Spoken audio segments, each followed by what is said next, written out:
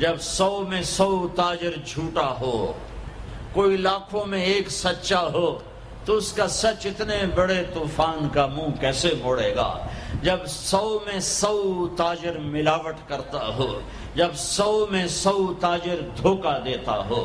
جب 100 میں 100 تاجر ڈنڈی مارتا ہو، جب 100 میں 100 افسر رشوت لیتا ہو،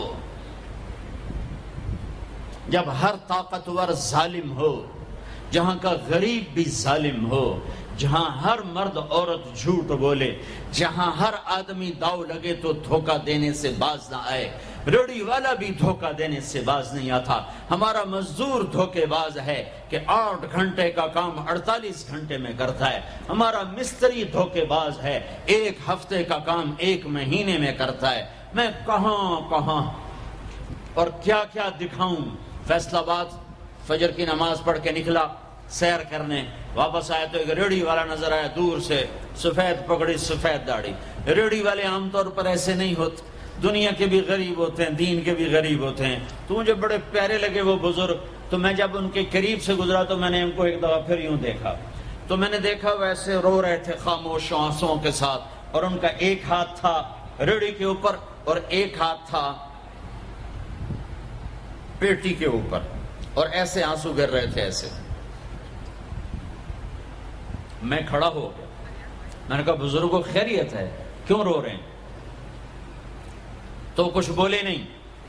پیٹی میرے آگے ایسے الٹا دی، ساری ریڑھی پر سیب بکھر گئے۔ جو پہلی لیئر تھی وہ ستھرے سیب تھے، نیچے سارے گلے ہوئے سیب تھے۔ یہ کسی طاقتور نے دھوکہ نہیں دیا، یہ ایک مزدور نے دھوکہ دیا ہے، ایک باغ خریدنے والے نے دھوکہ دیا ہے، جس نے 1,00,000 2 لاکھ میں سیب کا باغ خریدا ہوگا، اور اس نے اپنے گندے بھی نکالے ہوں گے۔ آئے ہائے ہائے، وہ کہنے لگے بیٹا میں بہت غریب ہوں۔ یہ جو انہوں نے بہت پہ زور دیا، یہ آج بھی جب میں یہ قصہ سناتا ہوں میرا زخم ایسے تازہ ہو جاتا ہے کہ لگتا ہے وہ بہت کا لفظ پھر خنجر کی طرح میرے دل میں اتر گیا۔ بیٹا میں بہت غریب ہوں، میں صبح سویرے منڈی جاتا ہوں، ایک پیٹی لاتا ہوں موسم کے پھل کی، عصر تک وہ بک جاتی، پھر میں اپنے بچوں کے لیے تازہ آٹا لے کے، آج کسی میرے بچوں کی روٹی مجھ سے چھین، تمہاری پولیس تمہیں امن کیسے دے گی؟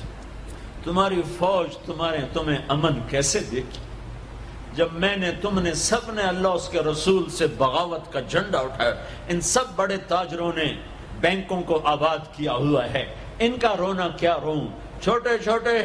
لوگوں نے بھی سیونگ اکاؤنٹ میں پیسے رکھے ہوئے ہیں کہ ہمارے پیسے بڑھ رہے ہیں۔ کیوں نہیں خیال آتا کہ ہم نے اللہ کے ساتھ اور اس کے رسول کے ساتھ جنگ کی ہوئی؟ نماز چھوڑ دو اللہ ناراض ہے، شراب پیو اللہ ناراض ہے، روزہ نہ رکھو اللہ ناراض ہے، زکوٰۃ نہ دو اللہ ناراض، یہ تو چھوٹے گناہ ہیں، کافر مشرک اللہ ناراض ہے، لیکن اس دھرتی پر صرف ایک گناہ ہے، اللہ کے واسطے میری سنو۔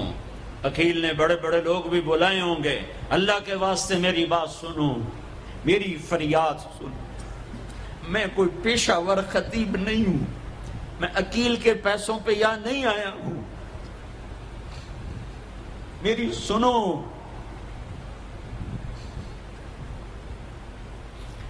میرا رب کہتا ہے یا سود چھوڑ دو یا پھر میں اور میرا رسول تمہارے خلاف جنگ کریں گے۔ جس کے پاس 4 پیسے زیادہ آتے وہ بینک بنا کے بیٹھ جاتا، بینک خرید لیتا۔ پہلے اللہ سے صلح تو کرو کہتے ہو چوریاں ہیں، ڈاکے، ہاں وہ بھی ہمارے اپنے ہیں، واللہ میں ان کے لیے دعا کرتا ہوں، بد دعا نہیں کرتا ہوں، دعا کرتا ہوں، چونکہ اگر یہ اس حال میں مر گئے تو بڑی خوفناک جہنم میں جائیں گے، اور یہ میرے نبی کے امتی ہیں، نہ انہیں اللہ کے نبی کا دیدار نصیب ہوگا نہ اللہ کا دیدار نصیب ہوگا، اور جہنم کی آگ اس سے الگ ہے، یا تو اللہ کی جہنم کو جا کے پانی سے بجھا دو، قصہ ہی مکا دو، اور اللہ کی جنت کو آگ لگا دو، جزا سزا کا تصور مٹا دو، اور اتنے طاقتور بن جاؤ کہ آج تم لوگوں کی گردنیں اتارتے ہو تو کل جب ملک الموت تمہاری روح کھینچنے کے لیے آئے تو اس کو بھی کلاشنکوف مار دینا اور اس کے بھی سامنے کھڑے ہو کے دکھا دینا، یا اتنی طاقت پیدا کرو کہ جب تمہیں اٹھا کے قبر میں لے جا رہے ہوں تو جانے سے انکار کر دینا، اڑ جانا، میں نہیں جانتا لال و زور، یا منکر نکیر سے ٹکر لے کے دکھاؤ، یا اللہ کے سامنے قیامت کے دن اڑ کے دکھاؤ، یا یہ کرتوت کر کے میرے نبی کے سامنے کر کے ہم کیسی امت ہیں جس کے لاڈلوں کے سر ذبح کٹ گئے، ارے بکرے کو ذبح کرتے ہوئے بھی رحم آ جاتا ہے، اپنے قربانی کے جانور کے سر پہ کھڑا ہونا مستحب ہے، میں نہیں کھڑا ہو سکتا، میرا دل گھبرانے لگتا ہے، اور پیچھے مڑ کے دیکھو 61 ہجری میں حسین کا سر گلا کاٹا جا رہا ہے، ذبح کیا جا رہا ہے بکرے کی طرح، اس کے معصوم عبداللہ کو ذبح کیا جا رہا ہے، اس کے علی کو ذبح کیا جا رہا ہے، حسن کے قاسم کو ذبح کیا جا رہا ہے، اور حسین کا کٹا سر ابن زیاد کے سامنے اور وہ منہ پہ چھڑیاں مار رہا ہے، اور ابو برزہ اسلمی کھڑے ہو کے فرماتے ہیں بدبخت یہ چھڑی ان ہونٹوں سے پھٹ، میں نے ان ہونٹوں پہ نبی کے ہونٹوں کو لگتے دیکھا، ان ہونٹوں کے بوسے دیے، اس لیے کہ وہ جانتے تھے کہ جنت بھی ہے جہنم بھی ہے، آؤ آج مل کے اللہ کی دوزخ کو بجھا دیں اور اللہ کی جنت کو آگ لگا دیں،